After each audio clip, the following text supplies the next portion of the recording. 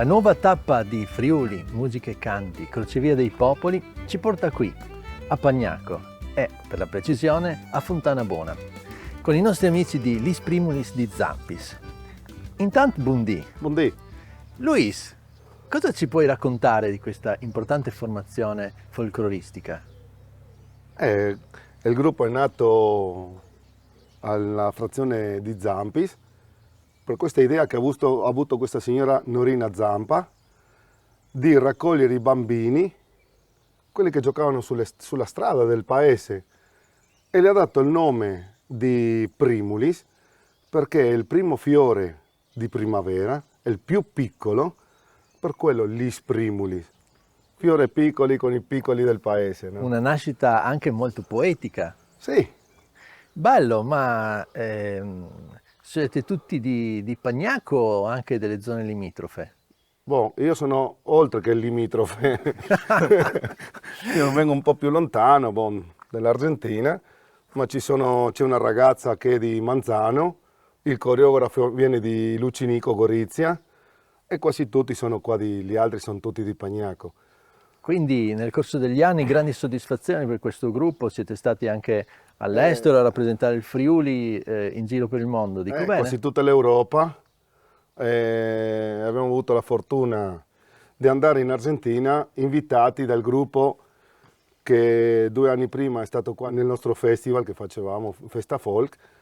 Siamo andati nella provincia di Córdoba in Argentina e è stata una bella trasferta, un bel ricordo che abbiamo visitato tutti i friulani e anche la colonia piemontesa che c'è in quella provincia lì. Ecco, quello che è bello e che si nota anche appunto dai vostri costumi è quanto nel folklore ci sia appunto una sorta di crocevia di tradizioni e epoche diverse. Mattia, ci puoi raccontare qualcosa di questi splendidi costumi?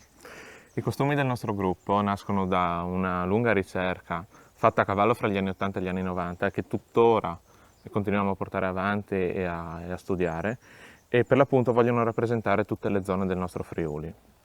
Zone che si sono differenziate sia per la località, quindi per le loro caratteristiche geografiche, ma anche per le influenze che hanno avuto dall'esterno.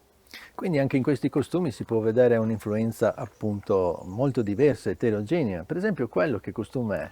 Ecco, qui oggi abbiamo la fortuna di avere il costume di Marano lagunare, parliamo della fine del Settecento e vediamo come nella ricercatezza delle stoffe e delle forme di un ceto alto, no? Arrivato dall'influenza veneziana appunto sulle nostre coste, si vede poi questa giacca con bavero alto tipica del pescatore.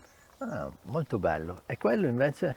Lì invece siamo fra le montagne del nostro Friuli, precisamente a Tolmezzo, ed è l'abito di una donna di Città Giato.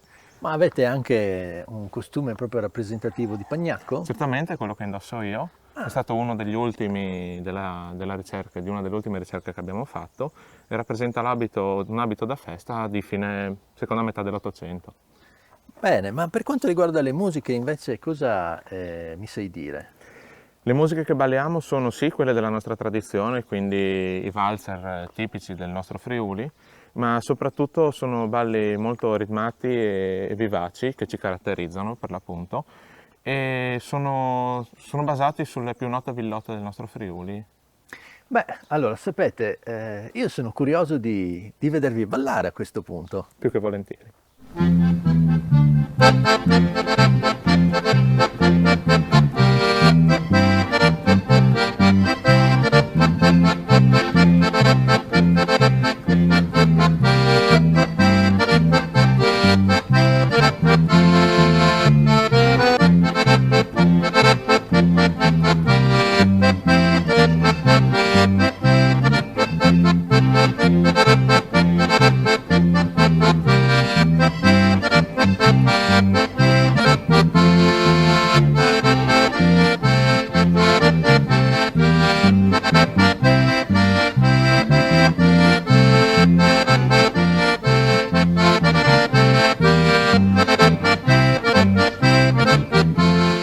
Ma che bello, complimenti davvero, è stato veramente bello vedervi ballare.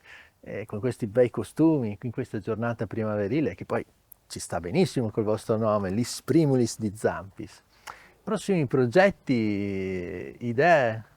I progetti ne abbiamo, spettacoli, abbiamo una trasferta anche in Croazia in agosto.